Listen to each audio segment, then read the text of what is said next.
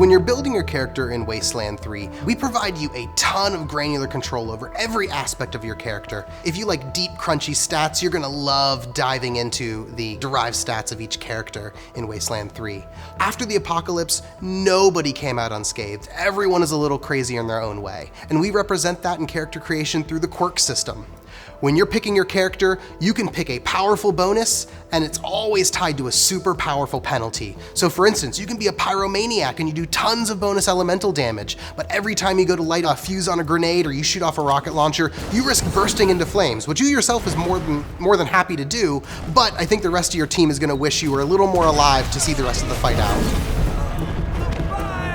One of the really important elements is grounding the player in your game, clearly explaining what each one of these stats are and how they're important to the player, and most importantly, how it's going to impact their play style.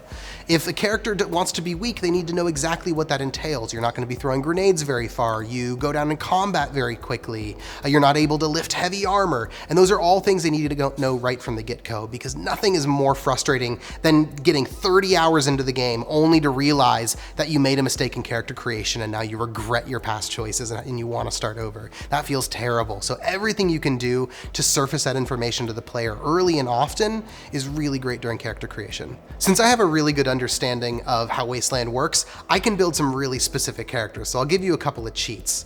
You can build characters that are basically missiles, built to die, and then your combat medic just picks them up and patches them up at the end of every combat.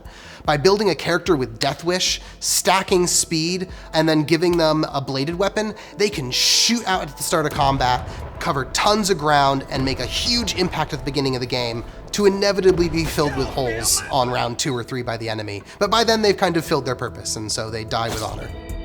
Additionally, one of my favorite combos that we added was literally the combo meter. If you're specifically a brawler, meaning you're punching people in the Wasteland, you're bringing fists to a gunfight, that starts off really weak, and it's gonna feel like a wrong choice right at the start of the game, but if you stick to it, you get to build up something called a combo meter. Every time you hit an enemy, your critical hit chance and your critical hit damage keep going up and up and up and up. If your character is also intelligent, the critical hit damage bonuses and critical hit chances you get will stack on top of each other, meaning your hyper-intelligent, nerdy brawler is gonna be exploding people in the endgame.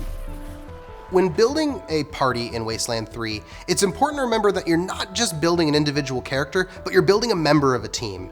Your Ranger Squad is a team of specialists, and each one is going to have their own job to do. So building any one character to be an all-arounder is not going to service you when you have 5 other party members that can fill very specific roles. It's really important that when you're building your party, that you diversify the kind of ammo that they're consuming. This is really, in a lot of modern shooters, ammo's super plentiful, but in the world of Wasteland, there's not really a production line for bullets, so everyone's firing antiques in effect. And so the bullets that were there before the bombs drop are the bullets everyone's using.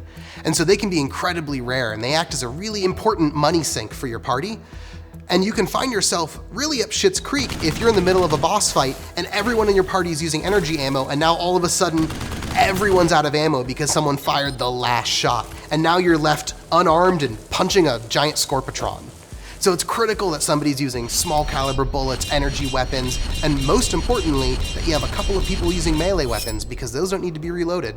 So for people who are new to Wasteland 3 and really just want to get into the thick of it as fast as humanly possible, and don't profoundly care about nitpicking over every single property of their characters, they can jump straight into the action with character duos. That's a new feature we've brought to Wasteland, where you can pick an initial group of characters that come as a package set. These characters come ready to rock, armed with weapons, skills, abilities, quirks, perks, trinkets, everything that you want. But in addition to that, they add an extra level of flavor to the game, which is really fun. As you're playing through the game, they're gonna banter back and forth. They have little extra things they get to say as they're playing. And as a new dad, my favorite of all of them is Lee Sing and William. William is a battle-hardened, traumatized soldier, and Lee Sing's his daughter, and Lee Sing does all the talking for him. So he just kind of grunts stoically and has short one-word answer, and then Lee Sing acts as her translator, and it adds these really charming elements throughout the game. So as you're playing, these duos give their perspective on what's going on in the world and kind of help give you context. When we looked to evolve the combat system in Wasteland 2, we wanted to keep the crunchy, really satisfying elements of its turn-based strategy, and we wanted that to carry over into Wasteland 3, but we also wanted to remove a lot of the elements that just weren't fun. One of the #1 elements that we looked to improve upon was how enemies resolved their turn. In Wasteland 3, the players' turns are bunched together and so are the enemies. So when the enemy goes, you see all of them move all at once, take their shots, bop, bop, bop, activate their abilities, and then you're back in the driver's seat again. And as a player, having your turn bunched together rather than having to use our old initiative system allows you a ton more tactical flexibility. Now, just about every combat skill provides one or more different abilities that really opens up the number of things you can do. If you're using a heavy machine gun, you can expend a ton of ammo and blaze suppressing fire over the battlefield.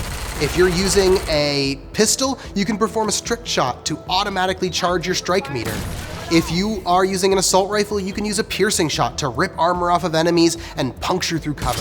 There's tons of options now, and every single person on the battlefield is going to feel like they have a very distinct role, and there's going to be a moment where they save the day, and that's really what abilities allow us to do. When we moved the game to Colorado, the super blizzard that you were dealing with would have killed you from exposure in minutes, so we brought you the Kodiak. This is your companion in the Wasteland. As you're driving around and random encounters pop up, that Kodiak and its souped up energy cannon that you mounted on its hood are going to be helping you blow away, rad hoppers and shock dogs as you're navigating your way from Colorado Springs to Denver.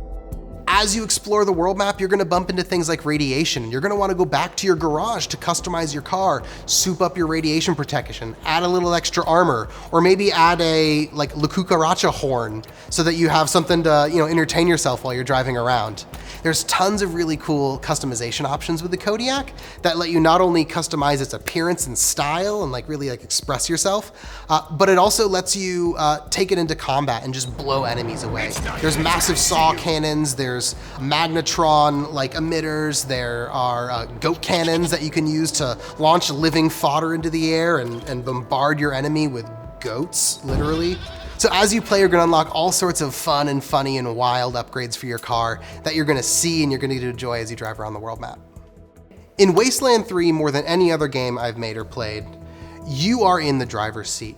You're able to negotiate peace treaties between different groups. You're able to annihilate entire populations if you want. We let you do whatever you want. You can screw yourself up dramatically. Like in my playthrough, I kind of killed every merchant that I came across, and now it's really hard to buy ammo. But that's totally on me because I had good reasons at the time. Most of them had to do with them not giving me discounts.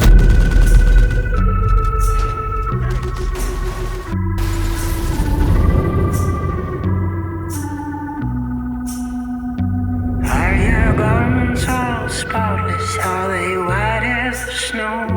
Are you washed in the blood of the Lamb?